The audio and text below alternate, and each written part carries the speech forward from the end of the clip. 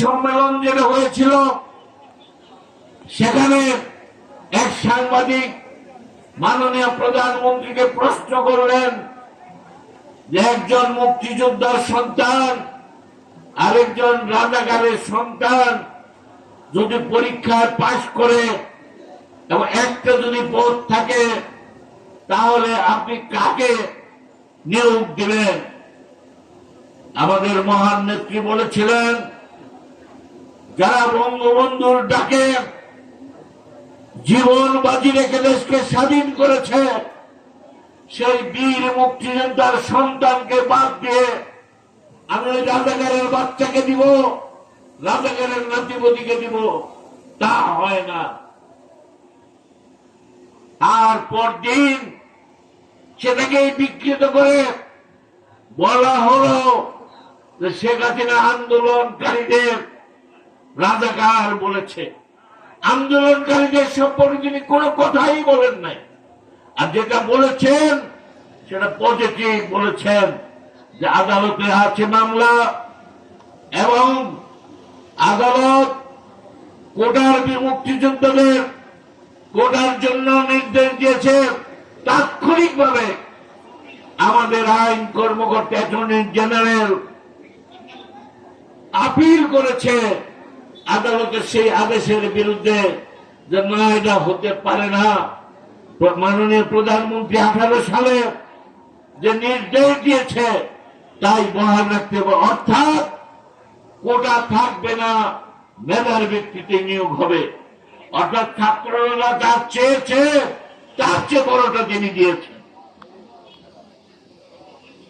কিন্তু আসল রূপ 2 দিনের মধ্যেই দেখা গেল যে আমাদের এই কোমলমতি ছাত্রদের আন্দোলনের কথার তার উপর ভর করে কিভাবে তারা সেই সহিংসতা তাদের উপর ভর করে সেই জামাত, শিবির, ছাত্রদল, বিএনপি কিভাবে নেমেছে সরকারের কাছে তার অনেক তথ্য প্রমাণ আছে। আমি 4 দিন আগে একজন কর্মকর্তাকে জিজ্ঞাসা করলাম, কি অবস্থা, কি সংবাদ আপনাদের? আমাকে তারেক জিয়ার একটা রেকর্ড উনি শোনালেন। সেখানে তারেক জিয়া বিএনপির একজন সিনিয়র নেতাকে বলছেন আওয়ামী লীগের এই বাড়ি পুড়তে হবে এবং প্রধানমন্ত্রী এখানে আক্রমণ করতে হবে। সেই ভদ্রলোক বললেন এখনই সময় হয় না, আরো 2-1 দিন পরে। বলতে এসে উত্তেজিত স্বরে বলে আপনি একটা কাপুরুষ, হাতে চুরি পরে চলে যান, আপনার দরকার নেই দল করার। রিমোট কন্ট্রোল এই আন্দোলনের কোথায় ছিল আপনারা জানেন।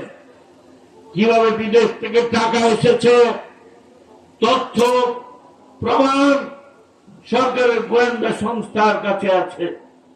বিভিন্ন দেশ থেকেও টাকা পাঠানো হয়েছে। বাংলাদেশের কিছু ব্যবসায়ীরা তারেক গিয়ে বলে দিয়েছে এই লোকের কাছে যান এবং তাদের কাছে গেলেই অর্থের জোগাড় দিবে। সমস্ত তথ্য প্রমাণ সরকারের কাছে আছে। আমি এই সুবাদে বলতে চাই, আপনারা দেখেছেন কয়েকদিন আগে এই আন্দোলনের সময় ইউনাইটেড আরব আমিরাত অর্থাৎ সংযুক্ত আরব আমিরাতে কিছু সংখ্যক বাঙালি ছেলে একটা মিছিল করেছিল। মিছিল করার কারণে পরদিনই কারো যাবজ্জীবন, কারো 12 বছর জেল, কারো 6 বছরের শাস্তি হয়ে গেছে 24 ঘন্টার মধ্যেই, শুধু একটা মিছিল করার অপরাধে। আর বাংলাদেশে কোন কোন স্থাপনা তারা ধ্বংস করেছে আপনারা একবার দেখেন। এই যে পদ্মা সেতু দিয়ে আসলাম, যদি সেনাবাহিনী পাহারায় না থাকতো, এটাও আক্রমণ করার চেষ্টা করেছিল। সেনাবাহিনী পাহারায় থাকায় পারে নাই। ওই টানেল কর্ণফুলীর নদীর নিচে দিয়ে যে রাস্তা, সেই টানেলও গিয়েছিল,